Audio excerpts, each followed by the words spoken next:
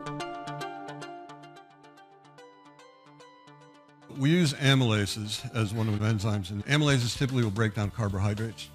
So if you have either the cell wall, if it's bacteria, or the membrane we call it, if it's a mold spore, you have to get through that. That's the first line of defense. And amylases will break down that particular cell wall or membrane. We use lipases. In between the multiple membranes on a mold spore are fatty lipids. So you need to be able to get through that. And you've got to break through several of these. That's why mold spores, they're incredibly difficult to kill. So we use a lipase, and that's going to break down fats. And then the bigger issue is proteins that are in the nucleus and the core of the mold. So we use proteases to break down proteins. That's how the enzymes work. Essentially what happens, the product comes in contact with the mold, and the enzymes will lyse the cell wall. Lysing is just piercing the cell wall. They actually dissolve it. The guts leak out, and essentially at that point, that spore is dead. The problem here becomes that in conventional mold remediation, you're always taught that dead mold is just as bad as live mold. Seems sort of odd, the spore's dead.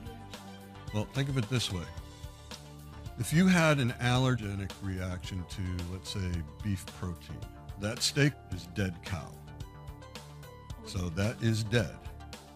Heck, you could cook that thing until it was shoe leather, but it's still protein.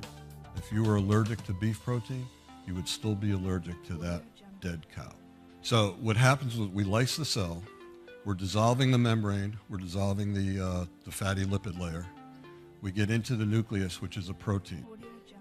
When people have an allergenic reaction to mold, and most of these common is this allergenic reaction, it's a reaction to that protein that's in the nucleus of the mold spore.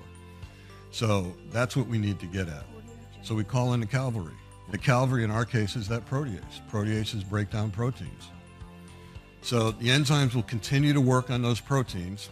And a protein is merely a strip of amino acids, a string of amino acids held together by a peptide bond.